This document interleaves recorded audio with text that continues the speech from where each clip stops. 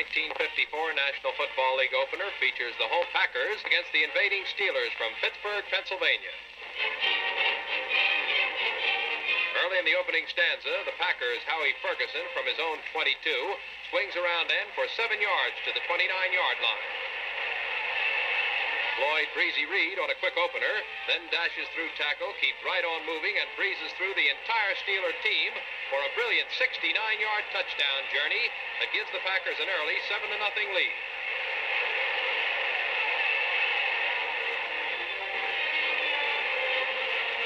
After the kickoff, the Steelers storm back. Quarterback Jim Finks warms up his pitching arm by firing complete to Ray Matthews and a first down on the Packer 34-yard line. Keeping his offense in the air, Finks fires another strike, this time to Captain L.B. Nickel for 7 yards to the 27. The veteran quarterback's right arm is paying off with big dividends.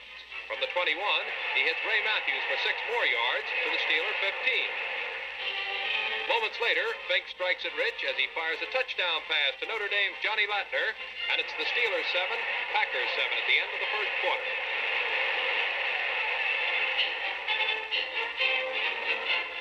On the third play of the new quarter, the Packers are on the move. Floyd Reed cracks the Steeler line for 6 yards to Pittsburgh's 48-yard line. From there, Tobin Rote does it all in one pitch as he heaves a long aerial to Bill Houghton, who makes a sensational grab on the 2, and it's touchdown Packers. The score now reads Packers 14, Steelers 7. Later, the Packers start another drive, but it falls short, so Fred Cohn toes home a 45-yard field goal to increase Green Bay's advantage to 17-7. Immediately following the kickoff, the Steelers begin to roll. Jim Finks and end George Salima team up for 16 yards to the midfield stripe. Finks keeps right on throwing. This time, Johnny Latner's on the receiving end, and the ex-Notre Dame All-American dances down the sideline for 18 yards to the Packer 32. 2 plays carry 5 more yards, then Finks rifles to L.B. Nickel for 18 yards and a first down on the Packers' 7-yard strike. 3 plays carried to the 2. Then on 4th down, Finks completes the march by tossing a touchdown to L.B. Nickel, and the Steelers trail by only 3 points at the end of the first half.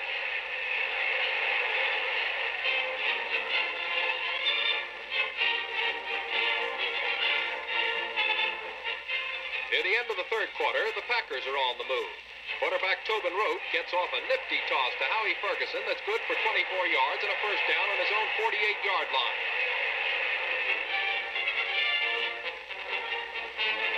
The drive carries to the 23, but there the Steelers hold. So Fred Cohn boats home his second field goal of the day, and the Packers increase their margin 20-14.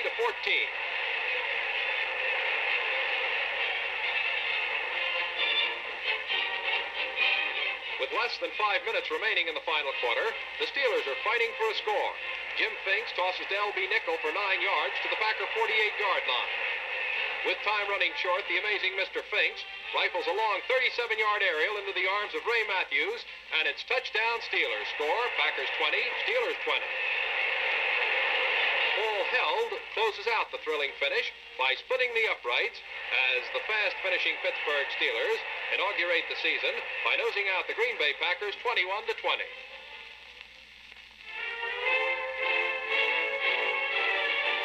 Forbes Field in Pittsburgh was subject to an Indian invasion as the Redskins of Washington showed up looking for a few Pittsburgh Steelers scouts. Early in the first quarter, it's the Pittsburgh Steelers on the move. Rookie quarterback Paul Held pitches to wingman L.B. Nickel for 15 yards to the Washington 47-yard line. Quarterback Held continues to shine.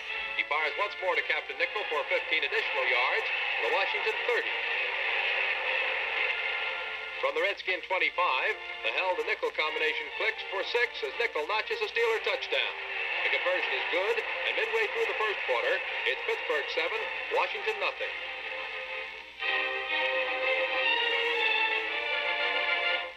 After the kickoff, the Redskins are on the warpath. Quarterback Jack Scarbath passes to end Bones Taylor for 9 yards to the Skins' 38. But the attack stalls, and Charlie Choo Choo Justice offers a tremendous punt downfield. Ex-Notre Dame star Johnny Latner makes the grab for Pittsburgh and returns the leather 9 yards to his own 39-yard line.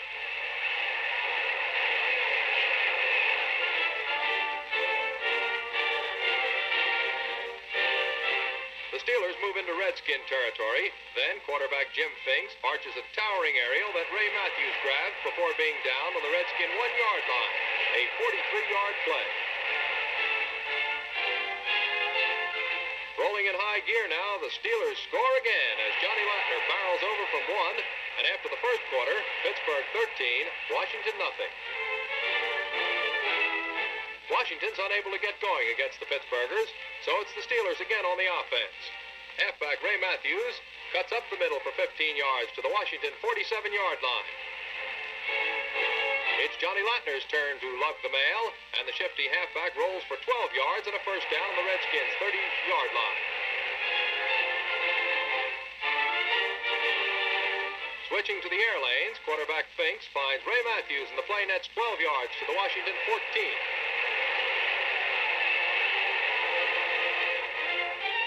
The Steelers keep driving, and from 1 yard out, fullback Fran Rogel roars into the promised land for another Steeler touchdown. Score, Steelers 20, Redskins nothing. After an exchange of kicks, the Steelers take over.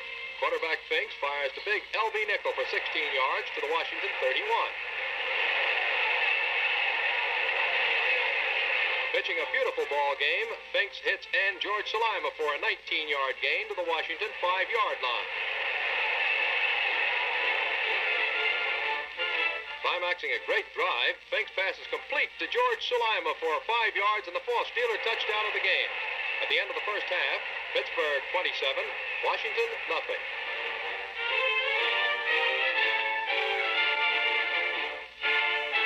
In the third quarter, Redskin quarterback Al Doro fumbles and the loose leather is scooped up by Steeler Bill McPeak.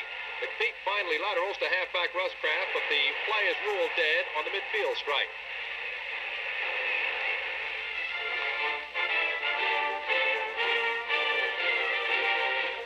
Given a golden opportunity, Pittsburgh heads goalward once more as halfback Jim Brandt gallops 18 yards before being smothered on the Washington 32.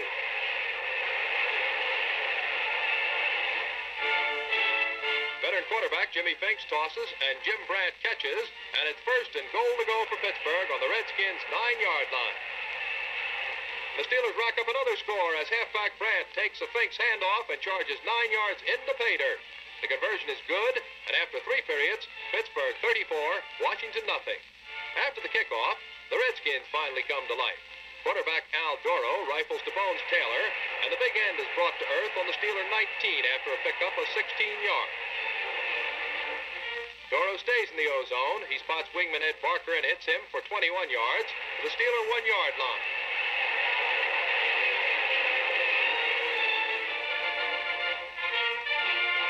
On a quarterback sneak, Doro pushes into the end zone with a Redskin touchdown.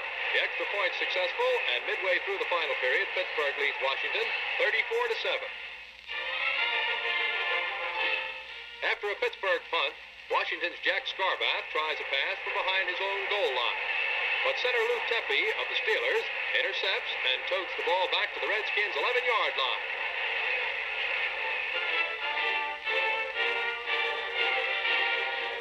With little time left, rookie quarterback Paul Held boots a 9-yard field goal for the final points in the game. The Pittsburgh Steelers defeat the Washington Redskins by a 37-7 score. Before a capacity crowd at Philadelphia's Connie Mack Stadium, the 2 top undefeated teams in the Eastern Conference, the hometown Eagles and the Pittsburgh Steelers, take to the gridiron in a battle that may pave the way to the title.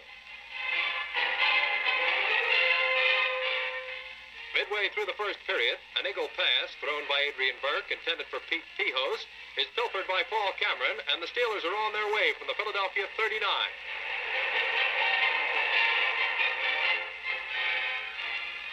Quarterback Jim Finks is taking care of the chucking chores for Pittsburgh, and on this particular effort, George Salima is on the receiving end. The play is good for a first down on the 23.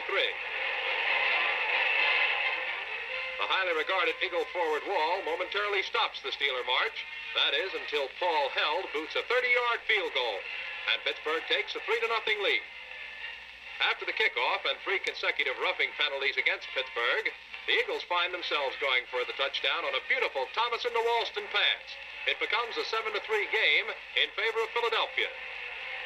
The Steelers come right back with an aerial attack of their own, but don't seem to have much luck as Fink's pass is intercepted by Wayne Robinson. The ball is returned to the 11, and the Eagles are within easy reach of another score.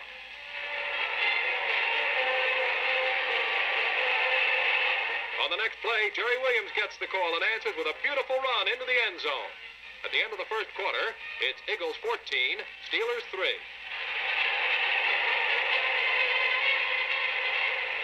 In the second period, after receiving a punt deep in their own territory, the Eagles' Bobby Thomason is forced back to the goal line before getting off a pass to Jerry Williams. The fleet-footed halfback takes off and running on a 63-yard scamper before the Steelers' Dick Flanagan brings him down from behind.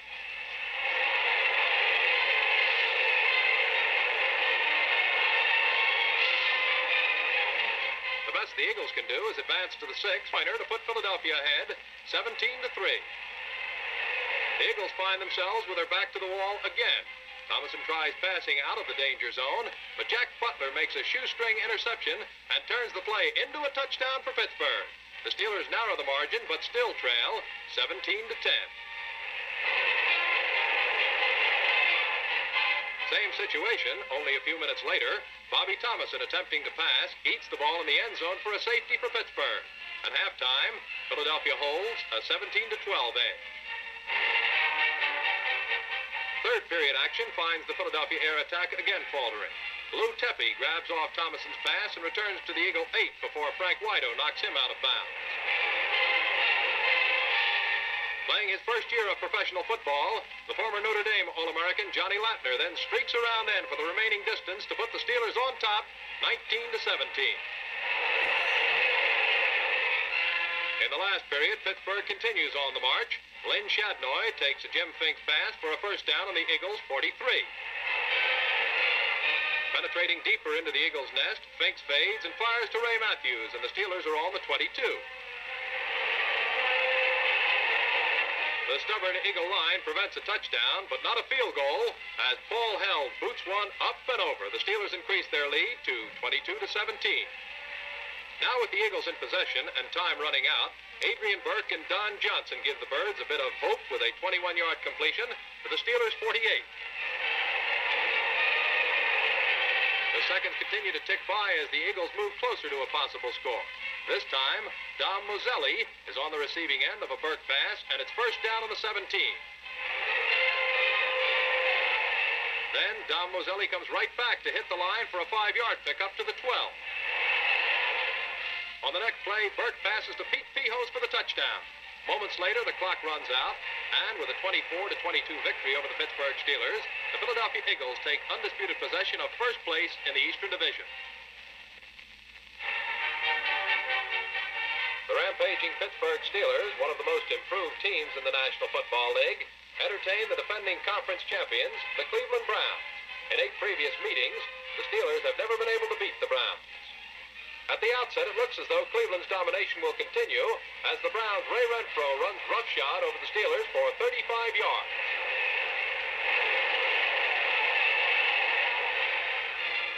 Fullback Maurice Bassett batters the Steelers with a 22-yard penetration to the Pittsburgh 5.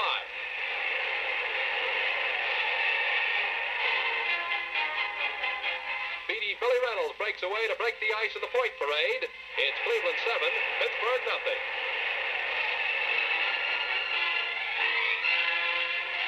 A Steeler rally is set in motion on a Jim Finks to George Salima toss that nets 11 yards. Pittsburgh battering ram, Fran Rogel, rambles 12 more yards to the Cleveland 22. Jimmy Finks finds clear sailing through the air as he drops a toss into the arms of Ray Matthews for a touchdown. The score is tied at 7-all. Cleveland comes right back on a pass from Otto Graham to Dub Jones that covers 37 yards, and the Browns are again on top by a 14-7 count at the end of the first quarter.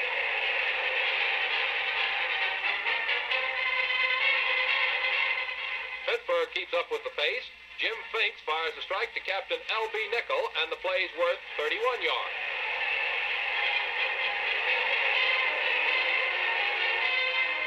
The Steelers, with Jim Finks throwing and Fran Rogel grabbing, rack up another touchdown. But they stack up 1 point shy of Cleveland, 14-13, when the conversion's missed. The Browns' Air Force swings into action, but Otto Graham finds the ceiling zero as his toss is grabbed off by Jack Butler, who scampers across to score for the Steelers. Pittsburgh grabs the upper hand by 20-14. Cleveland fumbles the following kickoff, and Pittsburgh's on the go again with a 15-yard heave from Finks to George Salima. Johnny Latner, Pittsburgh's top bonus draft selection, looks like a real grab bag winner as he tears 12 yards to pay dirt, and the Steelers' lead mounts to 27-14. In a real give-and-take affair, it's Cleveland's turn to do the taking. Otto Graham flings to Dante Lavelli, and the play goes all the way. The Browns trail now, 27-20.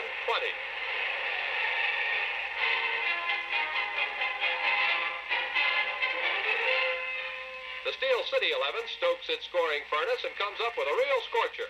Ray Matthews races downfield to catch up with the Jim Finks aerial, and the transcontinental toss covers 78 yards for a touchdown. The score at halftime is Pittsburgh 34, Cleveland 20.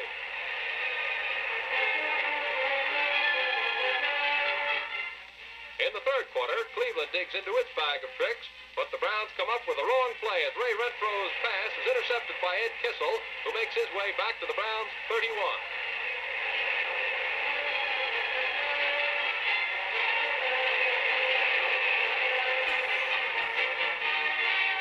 Ray Matthews, having a real field day, sprints around in for his third touchdown of the game as the Steelers assume a stunning 41-20 margin.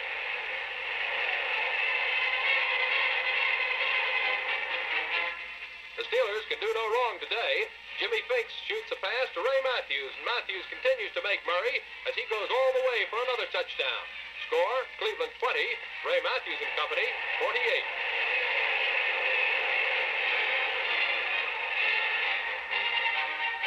In the final quarter, Cleveland still entertains ideas of saving the game, but when a Graham pass is cut off by Russ Kraft, the Browns' hopes are crushed.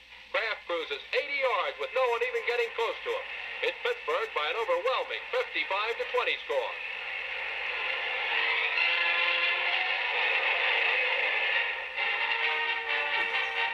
Otto Graham, with that never-say-die attitude, helps the Browns save face with a 24-yard scoring heave to Dante Lavelli. But it's Pittsburgh's day as the Steelers' first victory over the Browns, a 55-27 shellacking, proves the worst defeat in Cleveland history. The promise of a pitched battle between the undefeated Eastern Conference leaders, the Philadelphia Eagles, and the once-beaten Pittsburgh Steelers brings out the largest crowd ever to witness a professional football game in Pittsburgh. Steelers ball, first quarter. Jim Finks passes.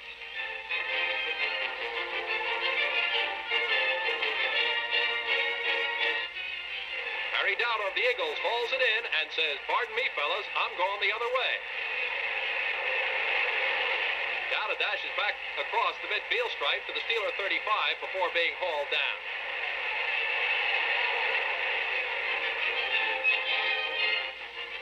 The steamed-up Steelers keep the Eagles outside their 25, and on fourth down, Bobby Walston's field goal attempt is partially blocked. Big Ed Kissel picks up the loose ball and comes back to the 22. The first quarter ends with no score. In the second quarter, Philadelphia tries to move on the arm of Bobby Thomason, but Pittsburgh turns the tables as Paul Cameron picks off the pass and races to the Eagle 14.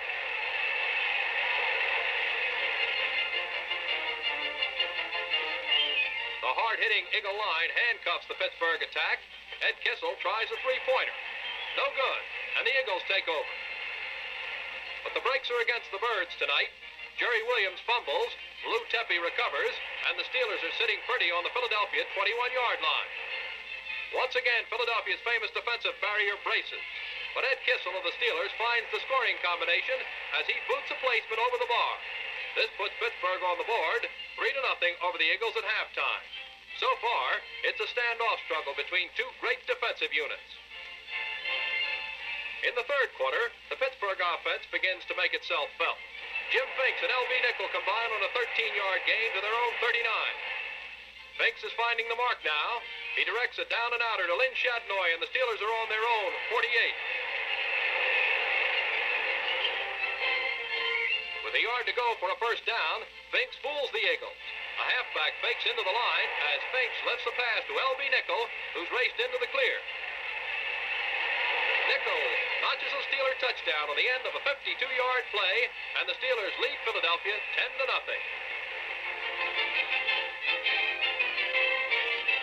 The Eagles finally move into high gear in the last period. Burke finds Pijos for 20 yards to the 48. Pushed back by the Steelers, it's second down for the Eagles with 31 yards to go. Burke picks up 9 with a pass to Skippy Giancanelli. It's still a long way to a first down, but Burke keeps right on pitching. Bobby Walston grabs a pass and breezes by the Steelers to pick up a total of 27 yards and that big first down for Philadelphia. With the ball on the Pittsburgh 34, Burke fires a bullet to Pete Pijos, whose shoestring catch puts the Eagles on the Steeler 24. Burke bootlegs the ball, then aims an aerial for the corner of the end zone.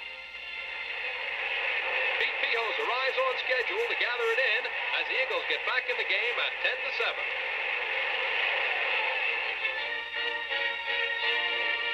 But this is the Steelers' night to shine. A few minutes later, Finks puts them on the touchdown trail as he sends a pass downfield. L.B. Nickel makes an unbelievable basketball catch, and Pittsburgh's on the Eagle 19. Finks finds the Steelers' rough and ready rookie, Johnny Latner, and Pittsburgh moves to the 5-yard line.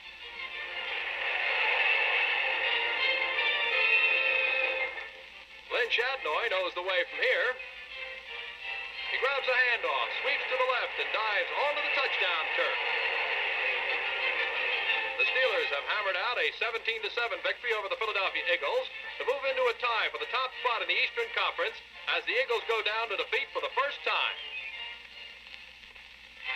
The rough, tough Pittsburgh Steelers, locked in a tie with New York for first place in the Eastern Conference, rolled into Comiskey Park looking for a handy victory over the winless Chicago Cardinals. A victory which could give them the undisputed conference lead. But the motto in Chicago is, don't deal out the cards. They have something entirely different in mind. The first break of the game goes in favor of the Steelers. Pat Brady gets off a booming punt from his own 35. Chicago's Les Goebel fumbles the ball. George Hughes recovers, and Pittsburgh's in possession on the Cardinal 15. Quarterback Jim Finks steps back and completes a pass to L.B. Nickel for the remaining yardage. It's touchdown Steelers. It looks like Pittsburgh's on the way to a win as the Steelers post a fast 7 points. Little do the Steelers and the fans realize that the complexion of the game will be completely changed on the next play. Ollie Matson gathers in the kickoff on his own 9. The interference forms. Matson runs right up the middle, gets some beautiful downfield blocking, and the ground really moves under his flying feet to put Chicago in the scoring column. Matson's 91-yard run boosts the Chicago Cardinals into a 7-7 tie with Pittsburgh that remains intact through to the third period.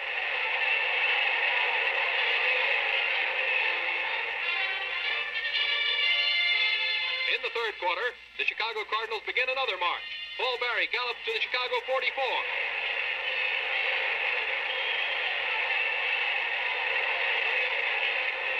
Chicago moves into Steeler territory. A McCann to Ladd pass racks up a first down on the Pittsburgh 18.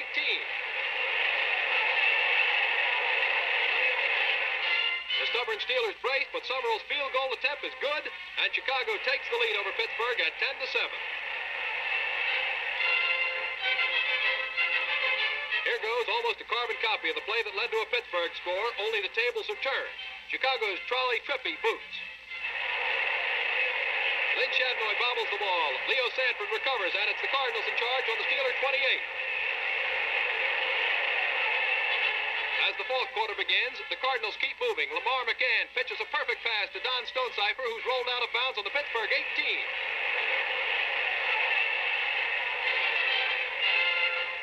McCann again back to throw, picks out Ollie Matson, and his choice is perfect as Matson crosses into the end zone for the tally that puts Chicago ahead 17-7 over the favored Steelers. Pittsburgh starts to move goalward from its own 11. A Finks to Salima completion is good for a first down on the 25.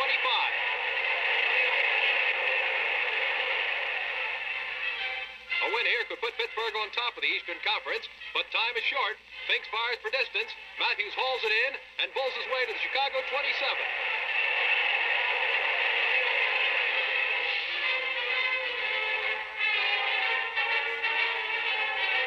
Moving right on downfield, L.B. Nickel is upended, but not before he pulls in Finks' pass at the Cardinals 17.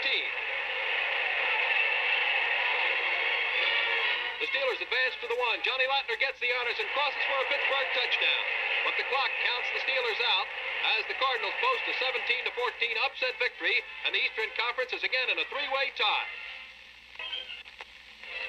At Ford Field in Pittsburgh, before the third consecutive sellout crowd of the season, the New York Giants square off against the Pittsburgh Steelers. The victor's spoils will be a share of first place in the Eastern Conference. In the opening period, New York's to punt. Tom Landry's boot is bobbled by Johnny Latner. The ball bounds into the end zone where Pittsburgh's Lynn Shadnoy dives on it for a safety. New York leads 2-0.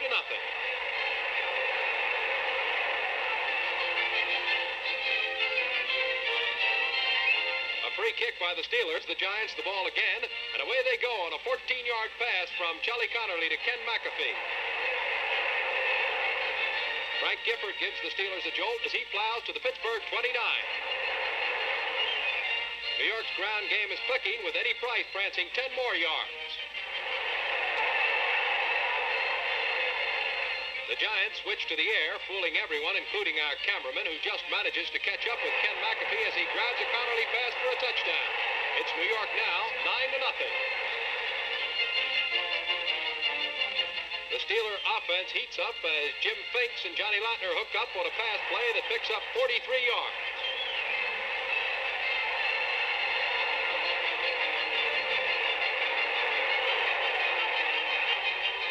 Finks fakes the pigskin again, and L.B. Nickel snares it on the New York 4. The first period ends with the Steelers trailing 9-0. Pittsburgh gets on the board in the second quarter as Johnny Latner crashes across, and now it's a 9-6 ball game. New York displaying a devastating ground attack, grinds goalward again as Gifford goes to the Steelers' 39.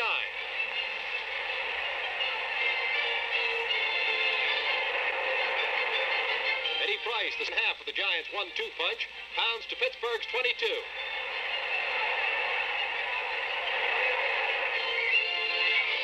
Charlie Connerly calling his shots beautifully, passes complete to Kyle Rote. Rote totes to a touchdown, and the Giants lead 16-6.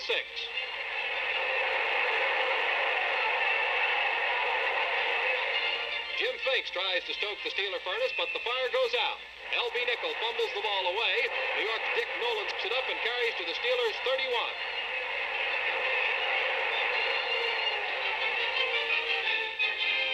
Connerly cocks his arm and connects with Ken McAfee, who's run out of bounds on the Pittsburgh 8.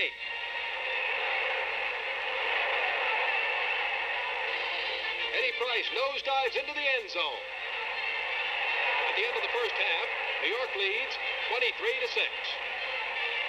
In the third quarter, the Giants' Frank Gifford fumbles when hit by Dave Brundage. Dale Dodrell picks up the loose ball and takes off. Giant guard George Kennard finally catches Dodrell from behind on the Giants' 5-yard line. With goal to go, Jim Finks fumbles the pass from center, and New York recovers to kill the Steelers' scoring threat. The Giants counter with a drive of their own that finds Frank Gifford galloping 25 yards to the Pittsburgh 20.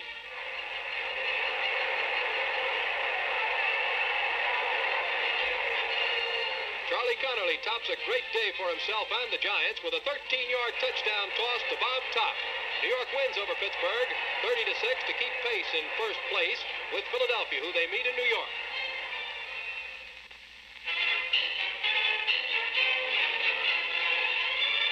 The injury-riddled Pittsburgh Steelers, battling to stay in contention for the Eastern Division flag, take on the improved Washington Redskins in Griffith Stadium. Defensive play dominates the early action, and it's a 0-0 game with the Steelers on the drive in the second quarter. Jim Finks passes from the Redskin 18, but Chuck Drazanovich intercepts for Washington to stymie the Steelers' threat. The Redskins take to the warpath. Jack Scarbath pitches a screen pass to rookie Dale Atkinson, and Dale maneuvers through a host of Steeler defenders on a fancy 46-yard excursion to the Pittsburgh 28.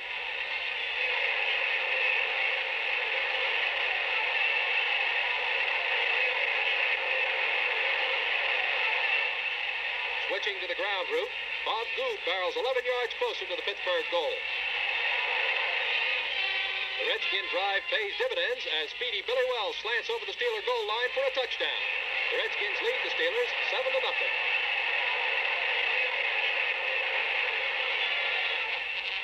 7 points down, Steeler Jim Finks decides on a pass. He hits L.B. Nichols for 18 yards, and Pittsburgh moves into Redskin country. Finks unlimbers his arm once more. This time, fullback Fran Rogel is the target, and the play carries to the Redskin 33.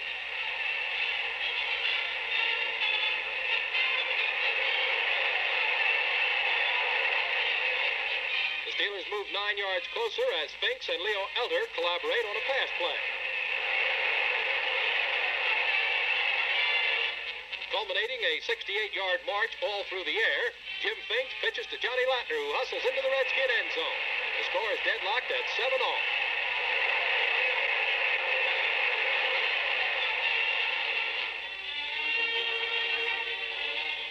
Washington's Bob Good thrills the hometown crowd as he cuts through a gaping hole in the Steeler forward wall. Bob gallops a total of 45 yards before he's overtaken on the Steeler 37, but the first half ends and the score remains Steelers 7, Redskins 7.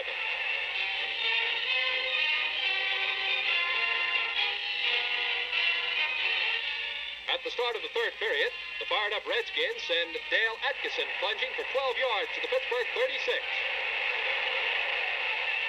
But the Steelers hold, forcing Washington's Vic Janowicz to attempt a 32-yard field goal. It's good, and the underdog Redskins lead 10-7 over Pittsburgh.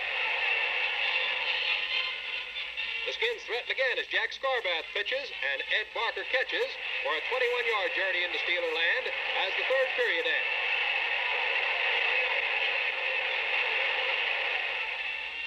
On the first play of the final quarter, Jack Scarbath fakes nicely, then lofts the long spirals of Bones Taylor for a Washington touchdown.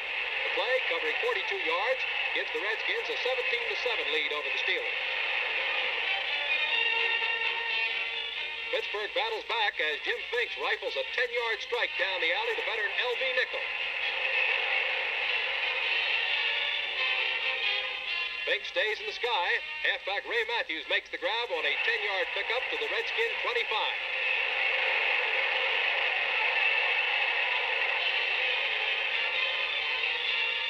Switching strategy, the Steelers send Johnny Latner twisting through the Redskins on an 18-yard bolt to the Washington 7. The Steelers hit the jackpot as Jim Finks completes a 4-yard touchdown pass to end L.B. Nichols. That's all Pittsburgh can get as the Redskins defeat the Steelers 17-14. Pittsburgh's title dreams are given a jolt by the never-say-die Redskins. The San Francisco 49ers come east to prospect for victories in their struggle to stay in contention for the Western Conference crown now worn by the Detroit Lions. The Pittsburgh Steelers are the intended victims, and Ford Field is the arena for the Saturday night battle.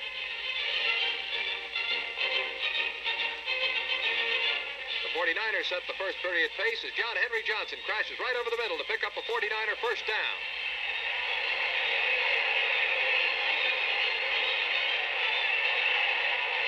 Fullback Joe Perry jars the Steelers as he cruises for 16 yards. The Steeler forward ball stiffens, but Gordy Saltov boots from the 25, and San Francisco takes a 3-0 lead over Pittsburgh.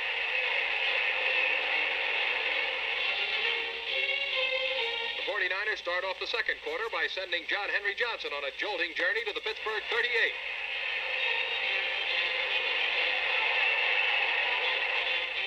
Pushed back to the 44, the 49ers rely on Y.A. Tittle, and Y.A. doesn't let them down as he sends a perfect spiral to Billy Jessup. Jessup races across, and now it's San Francisco 10, Pittsburgh nothing. Jimmy Finks fires the furnace for the Steelers with a short pass to rookie Burl Shields, and Burl barrels all the way to the 49ers 24.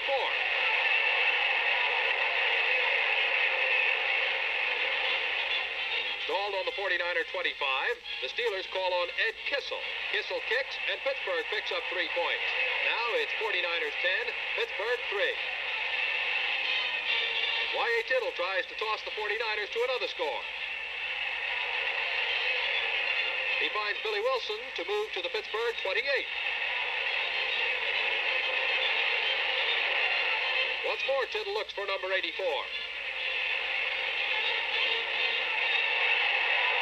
Wilson has it, and the 49ers are on the Steeler 4.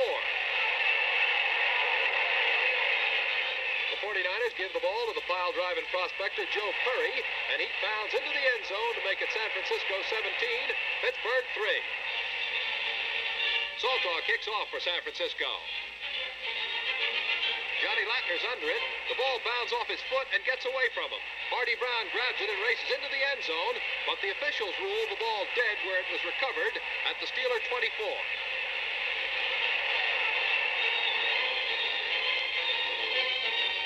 On the next play, the 49ers carve a huge hole in the center of the Steeler line and send John Henry Johnson racing through. John Henry cuts to the corner and crosses for the score as the prospectors strike gold in the Steel City. San Francisco 24, Pittsburgh 3 at halftime.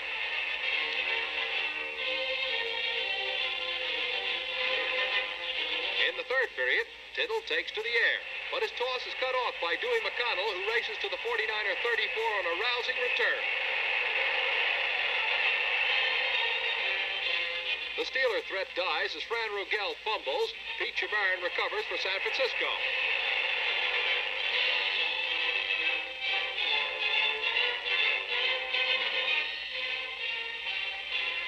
Moments later, the 49ers begin to move. Joe the Jet Perry, the National League's leading ground gainer, adds a 29-yard trip through the Steelers secondary to his total as the third quarter ends.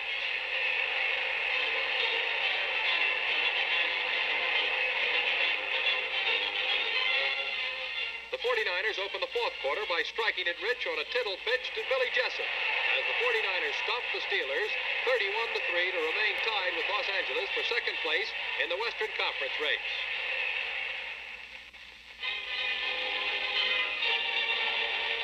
In their 1954 home finale, the Pittsburgh Steelers set out to break a 4-game losing streak and hope to do it at the expense of the Chicago Cardinals.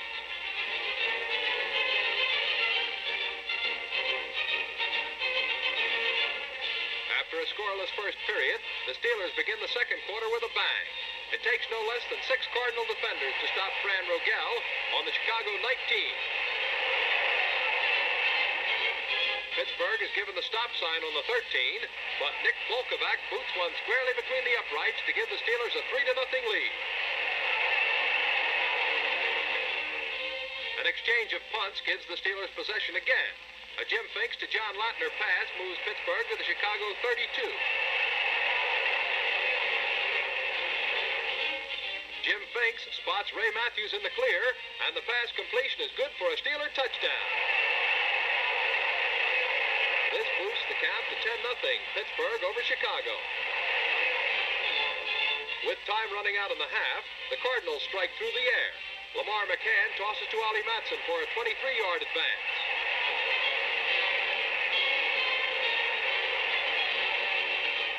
Paul Barry slices through tackle for a 12-yard pickup, and the Cardinals are on Pittsburgh property.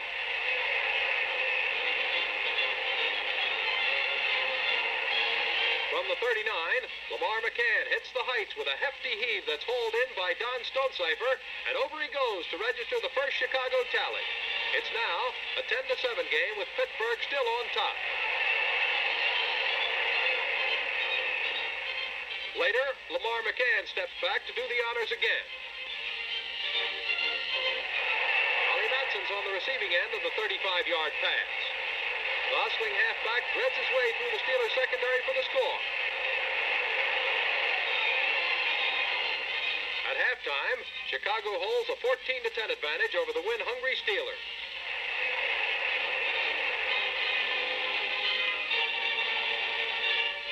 Early in the third period, Pittsburgh tries to get a drive underway. The brakes go against Mr. Finks and company. Chicago's night train Lane grabs the aerial and makes his way to the Pittsburgh 21.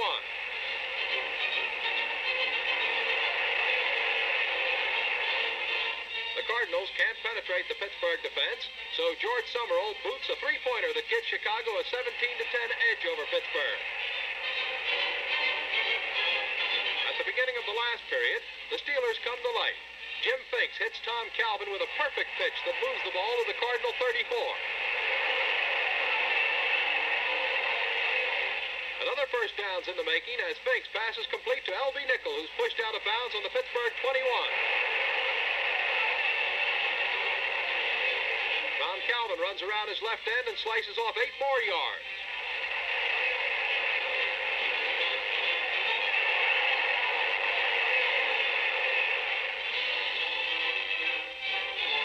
Calvin is again called on to lug the leather, and he knifes his way to the Chicago 5. From 3 yards out, Ray Matthews skirts around his right end and into the pay dirt match as the Steelers knock the score at 17-all.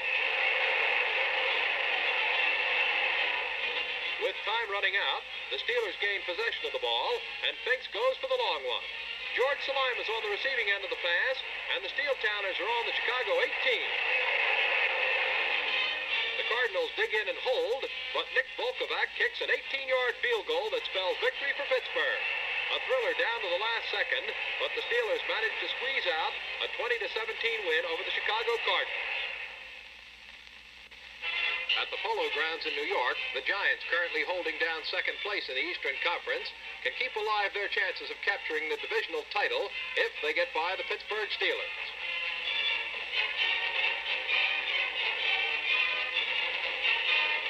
Early in the first quarter, the New Yorkers rolled deep into Steelers soil on a nice run by Herb Johnson.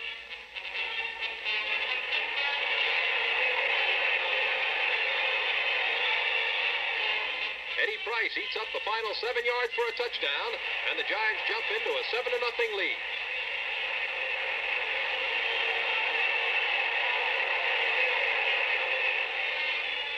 Near the end of the period, Pittsburgh begins to march goalward. Jim Finks pitches to Lynn Shadnoy, who's brought down on the New York 29. Everybody gets fooled on this one. By the time the Giants and the cameraman discover that Fran Rogel has the ball, he's on the New York 15. Jim Finks and Johnny Latner team up on a pass completion to put the Steelers on the New York 8. There, the Steelers are held in check, but Nick Volkovac boots a 15-yard field goal that makes the count 7-3 Giants at the end of the first quarter. In the closing moments of the second period, the Giants try for a three-pointer. Ben Agajanian's kick is deflected.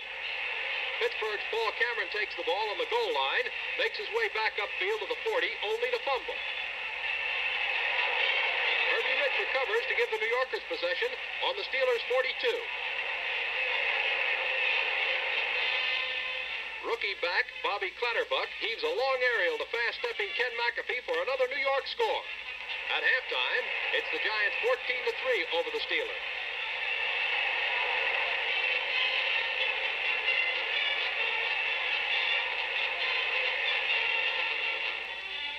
Midway through the third period, Pittsburgh penetrates to the New York 28, but that's where the advance comes to a halt. Herb Rich intercepts a Finks pass to give the Giants the ball on their own 27. Bobby Clatterbuck pegs a pass to Buford Long. Long lugs the leather through practically the entire Pittsburgh team before coming to earth on the Steeler 45.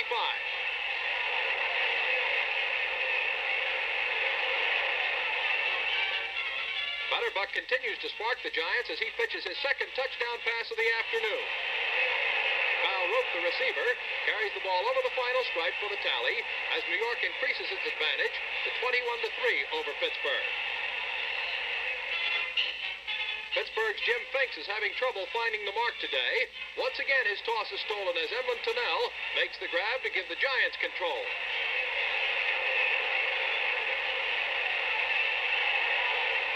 The combination of Clatterbuck to Rote seems to be the order of the day for the Giants. This play is good for a total of 59 yards as New York penetrates into Pittsburgh property. The quarter ends with the Giants on the march. Again, Bobby Clatterbuck calls for a pass. Herb Johnson's his receiver, and New York has a first down on the Pittsburgh 10.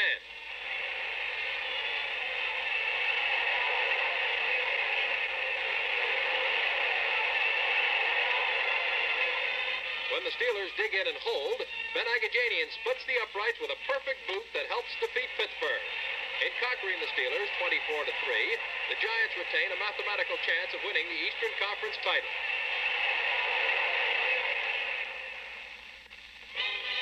Needing a victory to clinch their fifth straight divisional title, the host Cleveland Browns meet the Pittsburgh Steelers. With the Detroit Lions already the Western Conference ruler, a Cleveland win would match the Browns and Lions for the third straight year for the championship. The Browns get off winging. Otto Graham pitches a 25-yard strike to big Darrell Brewster, who spun out of bounds on the Steeler 42. Graham calls for another aerial bomb. He lofts a running toss to Darrell Brewster that ends up on the Pittsburgh 29. Watch the tremendous running power of Cleveland fullback Maurice Bassett. Bassett seems to be stopped a half dozen times, but fights his way into the end zone for an apparent touchdown. Unfortunately for Cleveland, the referee rules the play was whistled dead on the Steeler 18. The Browns won't take no for an answer. Speedy Chet Hanulak zooms into pay dirt from 12 yards out, and Cleveland draws first blood in the ball game. After the first quarter, Cleveland 7, Pittsburgh nothing. Pittsburgh's Jimmy Finks tries to rally his forces in the second period. But Cleveland defensive ace Kenny Collins fools everybody by intercepting the toss and sprinting 54 yards for a touchdown. Score, Cleveland 14, Pittsburgh nothing. Lou the Toe Groza kicks off for Cleveland. Pittsburgh Burl Shields makes the grab 5 yards deep in his own end zone. Hit hard on the 15, Shields fumbles, and Mike McCormick recovers for Cleveland. Once more, Graham calls on Chet Hanulak, and he responds handsomely with his second touchdown of the day. Cleveland now leads Pittsburgh 21-0. The Browns receive another break when Steeler Ray Matthews loses the handle on the ball, and Carlton Macy recovers for Cleveland on the Steeler 29. Heading for touchdown land once again, Cleveland's Otto Graham passes to Darrell Brewster, and Cleveland's on the Steeler 8. Enjoying his best day as a pro, rookie halfback Chet Hanulak takes a Graham pitch out and rolls into the end zone with his third touchdown of the day. Score at halftime, Cleveland 28, Pittsburgh nothing.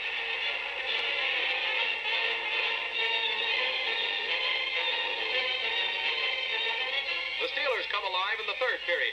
From the Cleveland 48, Jimmy Finks fades and tosses a perfect strike to Ray Matthews for a beautifully executed touchdown.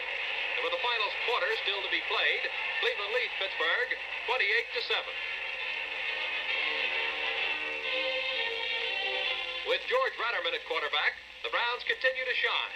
Doug Jones weaves his way on a 23-yard excursion to the Steeler 35.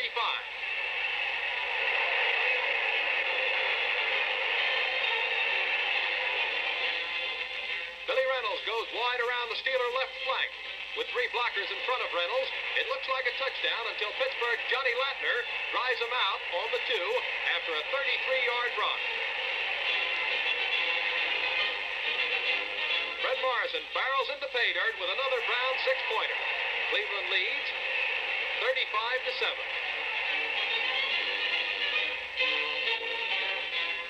George Ratterman rolls out to the right, spots Horace Gillum open downfield, and hits him on a 24-yard heave to the Pittsburgh 3. Billy Reynolds pushes into the end zone for the final touchdown. Cleveland downs Pittsburgh 42-7 to clinch the Eastern Conference title.